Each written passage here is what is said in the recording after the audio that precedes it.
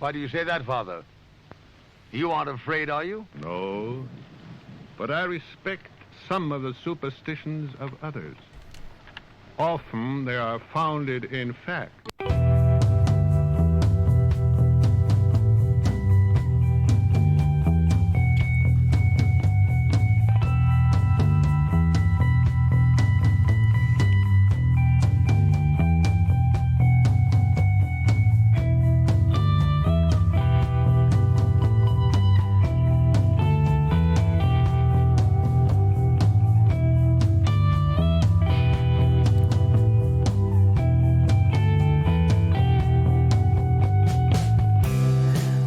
Welcome to Sixth Sense Society's Cosmic Weather for October 2019. I'm Krista, and unfortunately, Olivier cannot make it today because he's under the weather. So we wish you a speedy recovery, Olivier, and we look forward to joining us again next time. Before we get started, however, Michael has a few announcements. Hi, everybody. We've got a couple of important announcements to make. Coming into October, please remember that we are switching our live shows to a new day and time. So instead of Sunday evenings, we will be airing on Tuesdays at 1 p.m. Pacific time. So join us and chat with us and interact with us on the show. It'd be great to have you. And part of the reason we're doing this is that we find that it'll be a little better for our folks on the East Coast, but in particular, we're developing a good following in London.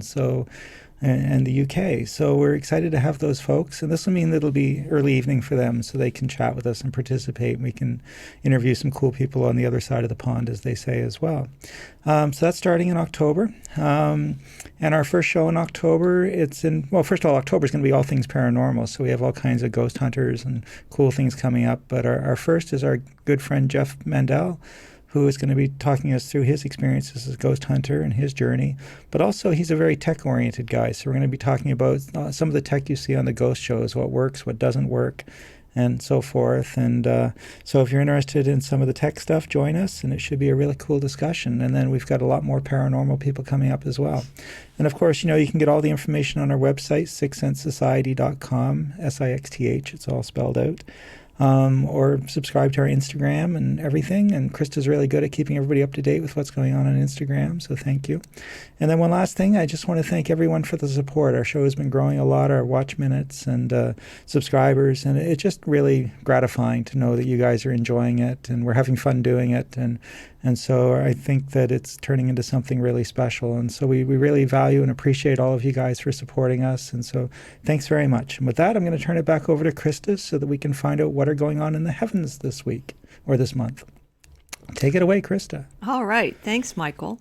So just before we get into the show itself, I wanted to make a couple statements about why I do the cosmic weather and what my intentions are. So basically, one of my reasons is because I am a huge fan of astrology and astronomy, though I don't know as much about astronomy. I'm going to be doing that more. So it's a passion of mine, but I also feel there is sometimes in popular astrology, there's a lot of misleading and superficial and superstitious aspects of astrology that are overly emphasized, which isn't really true when you dig deeper into the books. So it's a little shocking to me, some of the things that people think about astrology when there's really a lot of great resources. So I'm hoping to bring some of these people that are really wonderful writers and astrologers through this show so that you can raise your own consciousness around how to use astrology and also include some of the astronomy of it. So let's get going on October. So October opens up on Wednesday the 2nd with the Pluto in Capricorn stationing direct at 20 degrees of Capricorn in 38 minutes, 11:37 p.m.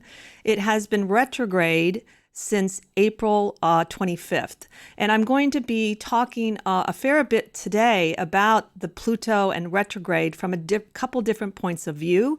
One from just what it is, the retrograde, and what Pluto can be sort of psychologically. And then also, I was thinking recently that Pluto is part of what's called the trans-Saturnian planets. So basically the planets after Saturn. So that's Neptune, Uranus, and Pluto. So they're further away from us. They were discovered later in the history of astronomy. What is interesting is that for whatever reason, even astrologers don't always look at perhaps these planets and what signs they're in and what transits they're moving through. They don't think about maybe it's also about the evolution of the cosmos and what's going to happen with discoveries and how are we going to understand the nature of the cosmos at large. So I feel like there's something to this because of the little bit of research I've started with Pluto and Capricorn. So I'm going to add that in as well. But I will also say part of this month, if you're interested in sort of the main signs that are prominent, you're going to see Libra and Scorpio featuring a lot. And we'll talk briefly about some of that and a little bit about especially the planet Venus as well, since it's kind of a good complement to Pluto, especially if you look at the mythology of Persephone being abducted by Hades into the underworld, which is, of course, the Pluto or Hades story. So let's get going, though, on Pluto. And the first thing I wanted to do is I know in a past episode, I briefly talked about some of the facts of Pluto, but I want to go over them again because, it's good to have a little context of it. So first of all, Pluto was named, the name announcement of Pluto was on May 1st, 1930, which is interesting because that's May Day. And it's the only planet, I'm going to call it a planet, even though it was demoted to dwarf planet. There are still some astronomers even that think it's a planet. So I'm going to go with the planet. And it's still important to astrology. So anyway, it is the only one that was actually proposed by an 11-year-old girl named Venetia Burney. And she told her grandfather. So I thought that was always such a cool story about Pluto. Now, as far as some of the astrological, well, this is also astronomical. It takes 248 years to circle the sun. So that's why most of us, unless we're somehow alchemists, are not going to see our Pluto return in one lifetime. It has an eccentric orbit. And as a result, when it does retrograde or go into a sign, it can have great variations in the time it spends in each sign. So for instance, in Taurus, it can spend 32 years. It's in Capricorn, which it's right now, it's going to be 16 years.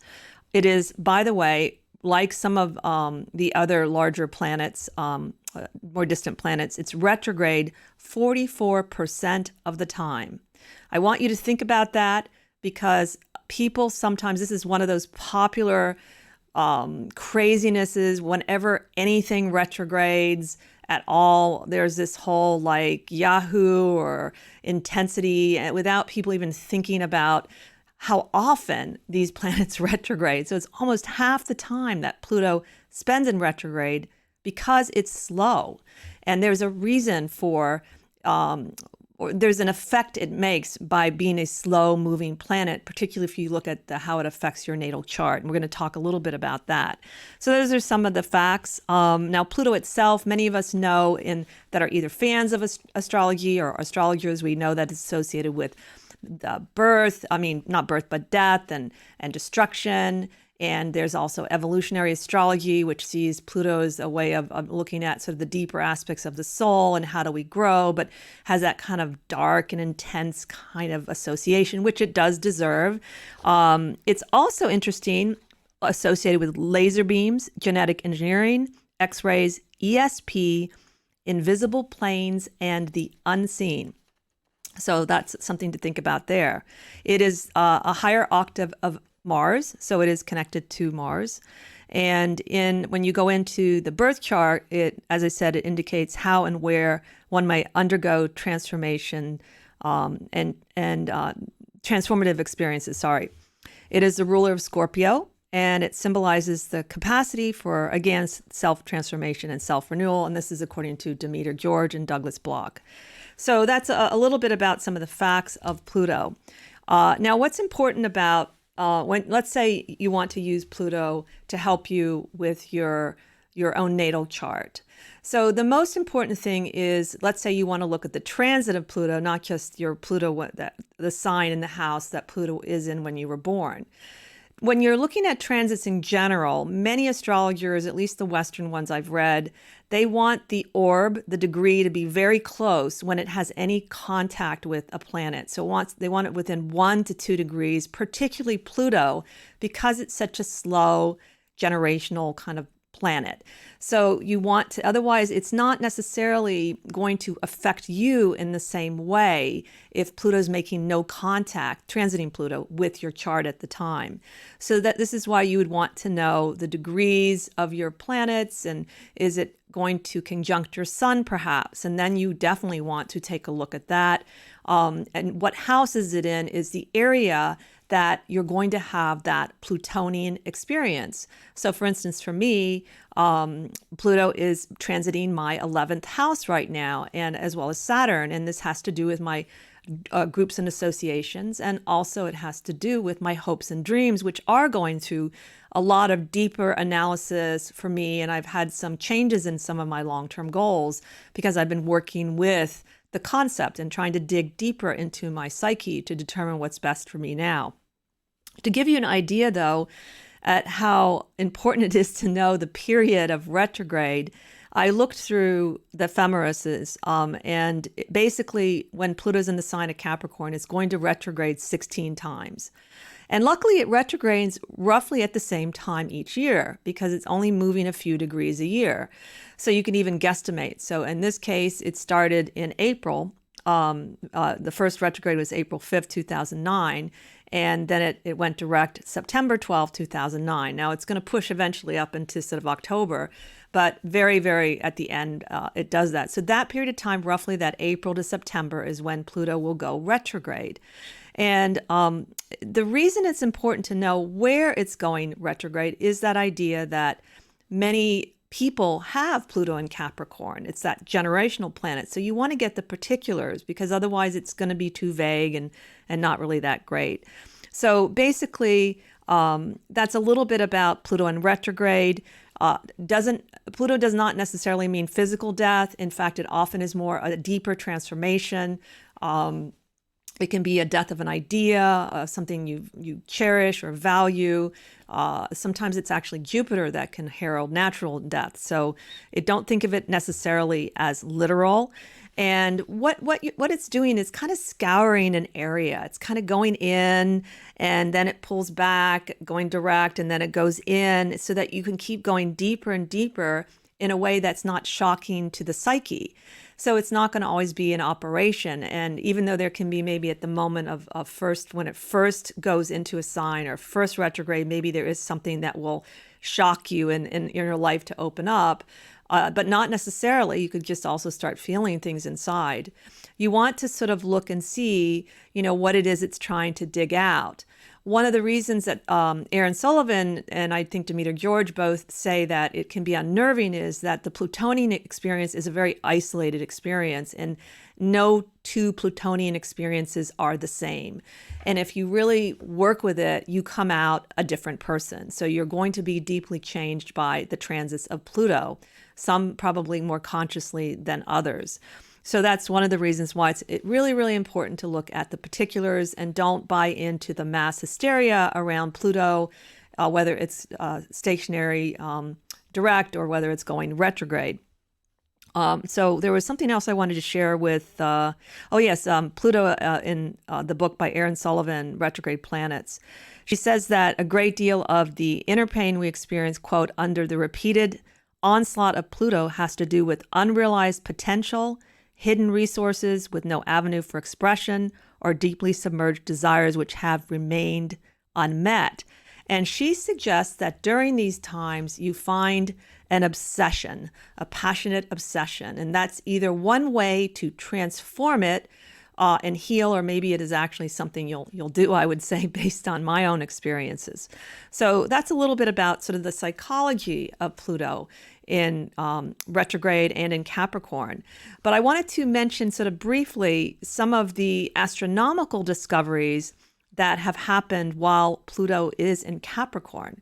So I only started thinking about this and wanting to correlate astronomy a little bit more with astrology just the last week or so.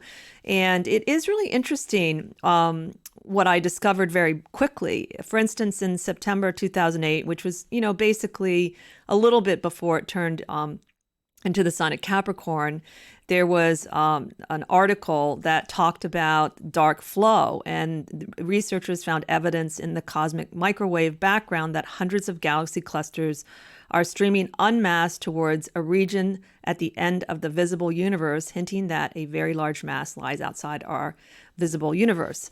So I like that, this idea of the dark flow. I've heard of dark matter and dark energy. So that seems to be during the time that Pluto's been in retrograde that has come more to the forefront. In an article that I also read, the article's called The Year in Astronomy by Rachel Cortland and Maggie McGee. It's a January 1st, 2009 New Science article. And that had some interesting things too in it. One was the most powerful explosion ever recorded was during, I think it was during that time, that 2008 year. But again, it's a little bit sooner than Pluto and Capricorn, but close enough. And then the ones that were really right in the heart of Pluto and Capricorn that I found through Wikipedia was, for instance, in May 2nd, 2012, there was the first visual proof of existence of black holes. So this is the visual. And it was by a woman's team, Suvi Ghazari, in Johns Hopkins University. And they recorded images of a supermassive black hole 2.7 million light years away that is swallowing a red giant.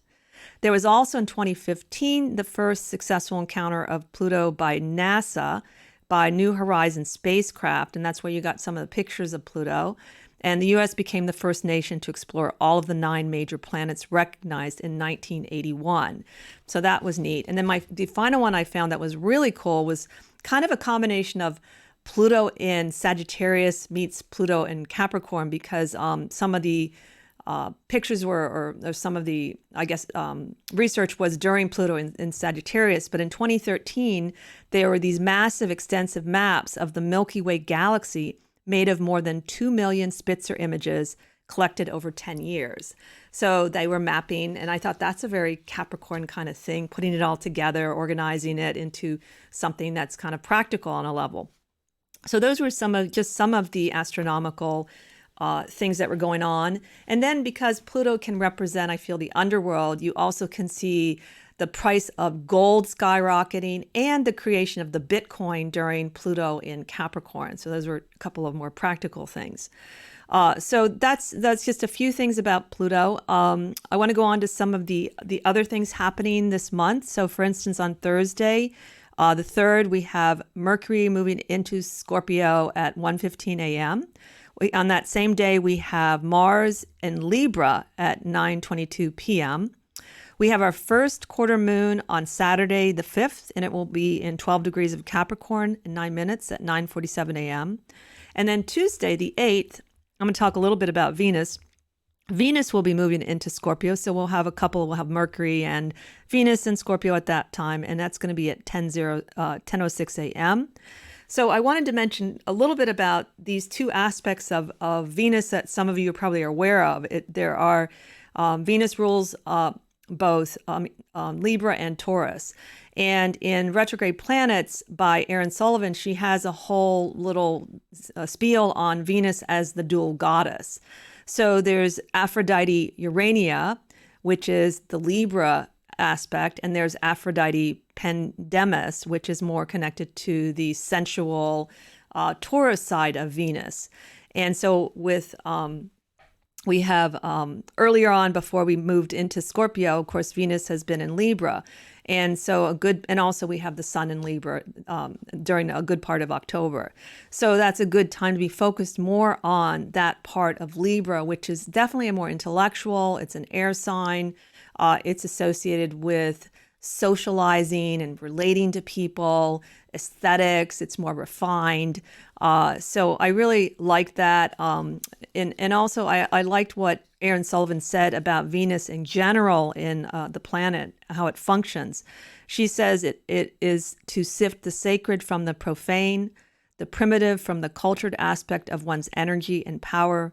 It acts as a filter through which one finds a sense of enjoyment in life, screening out unpleasant stimuli and discriminatory against that which will not serve the whole. So sort of popular astrology says, Venus rules love and money, which is not necessarily untrue, especially if you look at Venus with Taurus, connected to Taurus. And the Taurus is the more sensual, erotic, even primitive. And Erin Sullivan feels, and I agree with her, that we have to somehow basically integrate the dual aspect of Venus into our psyche if we want to have more of a harmonious, psychological sense of well-being. So it's not that one is better than the other. They're just two different kinds of things. So earlier the part of the month, it would be easier to kind of tap into that Venus in Libra if you are so inclined, because as I said, we have Sun in Libra then, and we also have Venus in Libra until the 8th. So then we get to, on Sunday, the 13th, we get to the full moon. We have mostly this month we have, Scorpio and Libra, and then we toss in a little Aries there to kind of throw everybody off guard because that's the full moon. It's going to be 20 degrees of Aries, 14 minutes at 2:08 p.m. It does go void of course at 2:59 p.m. and will be void of course until the next day at 9:24 a.m. So make sure if you want to use the full moon for your magical rituals that you do it before it goes void of course, since it's more effective. So you will notice, of course, there's a lot of cardinal energy because we have Libra, we have a lot of the planets that are still in Capricorn, and we have Aries. And cardinal energy is good for starting things, leadership. It's not so great for stabilizing things or for necessarily letting things go. If you're like me, I'm a Cancer. The full moon in Aries can be a little intense since it squares me. And I particularly notice when the moon is in Aries. So I like to pay attention because squares they're very dynamic and creative, but they're definitely, if you're not aware of it, the way I see a square is like I run around a corner and I don't see what's around the corner and I kind of run into it, So I'd rather know so I can be aware of the tensions and my own inner tensions and maybe outer tensions so I can work with it in a certain way, because squares can certainly help you in the long run by putting a lot of creative energy into whatever area that square is sort of affecting, whatever the houses are involved. So after that, we go on to Monday, the 21st, and we have our last quarter moon in 27 degrees of Cancer, 49 minutes at 5:39 a.m. And then we get to Sun in Scorpio, which is on the 23rd. And I know a lot of people that are in my business, the tarot business, that's a busy time of the year. Actually, it starts getting busier. People love to get readings during the period right before Libra, and then Scorpio, of course, and leading up to Halloween. So that the Sun moves into Scorpio at 10:20 on that day a.m. And then, so by that time, we have, of course, you have Venus, we have Mercury in Scorpio, and we have the Sun. And then Sunday, if you're getting ready to start something new, it's the 27th, and we're going to have our new moon in Scorpio at 4 degrees and 25 minutes at 8:38 p.m. So the sign of Scorpio is, it's connected to the 8th house, and it's associated with, of course, similar to Pluto, death and transformation. It also is associated with the occult. The 8th house itself is associated with taxes as well as other people's money, and I think certain forms of medicine, though I can't remember off the top of my head. And it's definitely a good time for, if you're interested in digging deeper into the occult or even detective work, I think that's a good time to do that. It's kind of a natural time to kind of go within more and do that. I'm sort of mixed, as everyone seems to think that Scorpio is a very sexual energy or sign. And personally, I think all of the signs have sexuality associated, but I think they're turned on by different things. So I don't know that that's true, since I can give examples of many people that seem to be either sexual icons that are not Scorpios. But they do seem to be interested, the sign Scorpio seems very interested in human nature. So the people I have met that are really strong Scorpios, maybe triple Scorpios, or they have this penetrating ability to kind of dig deeper into what makes people tick and using that to their advantage. And that's my own experience. So I feel like that energy of Scorpio, you can kind of go deeper into the psyche and explore it and find out, what the truth of things, and no matter what that is. So that takes us towards the end of the month, which is one of our favorite days, and Thursday the 31st is Halloween. And on Halloween, we are going to have Mercury retrograde at 8:42 a.m. in, of course, Scorpio. It's going to be roughly 27 degrees. It's going to stay there until Wednesday, the 20th of November at 11:12 a.m. So we'll probably spend a little more time on Mercury retrograde next month. But I did want to remind you early on, when we were first talking about Mercury retrograde for this year, I think it was with Kristen that I first started talking about how Mercury retrogrades into a specific element for an entire year. And so what you can do, even if you don't know all the details of Mercury in your chart, is you can go back to March 5th through the 28th of this year. And that's when it first retrograded in the sign of Pisces. And then the next period, it was in a little bit of Leo, but mostly in Cancer from July 7th through August 1st. And what you do is, again, the idea of a retrograde, the more I'm studying it, and by the way, there's not a lot of books on this, so this is how esoteric and obscure this topic is, but it's fascinating because it's more accurate when you study the details of retrograde.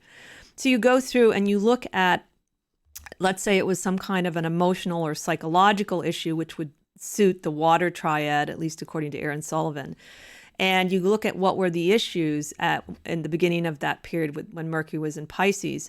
And basically you're sort of progressing with that area of your life and going deeper into what that is and returning back to it. Now, they may resurface naturally, but that is one of the most useful ways to use a retrograde. You might have a slightly even different perspective, or there's a little bit more that comes out. And the question that I did say this before, but I'm going to say it again, that Aaron Sullivan suggests that you ask yourself when Mercury's in the water element is, what is the quality of my life? So not just your emotions, but what is the quality of my life? And looking at starting from that period of March, think of it as sort of you're evolving from that period, and this is a good time to go to the next level with it. And that way it becomes more meaningful. You're using astrology in a conscious way. You are never the victim of the planets, which also drives me insane when people blame the planets, or they are celebrating that, oh, Saturn's gone direct, hooray, as if Saturn did anything to you. Saturn is just out there doing its thing, and it's a beautiful planet. So please, people, try not to blame the planets all the time, and take some responsibility for your own life, your own consciousness. I think you'll find if you do that, a part of our goal with the cosmic weather is to, inform you what's happening in the sky, but to help you to see things from different angles in astrology, and not to feel helpless, that you are still in charge of your own life, your own mind, your own consciousness, and even the most difficult transits can be used to your advantage, which is similarly how we like to look at the tarot with the Kabbalah. Very, very, very similar ideas. And then you'll get somewhere with it. Then you'll actually see that it actually can work. So try to stay away from the hype of, we have this big shift coming because now the moon is in such and such. It is all hype. It really isn't the way most astrology works, though there's certainly different schools of thought around astrology. And go ahead and crack open a book now and then. Even if you don't understand it initially, you'll still get a lot out of it. I would totally recommend Steve Forrest's books. He's a delightful writer. Anyone can sit down and read his first 3 books, The Inner Sky, and they're enjoyable, and you'll learn a lot. And he's more of a deep thinker, but he writes in such a way it's really palatable. So that's going to be our month pretty much for October. I think that, as I said, we'll talk a little bit more probably about Scorpio at the beginning of next month, and of course, Mercury retrograde as we get into that. So I hope that this will help you to think and, use the stars in a productive way. Have a great month, and until next time, stay cosmic.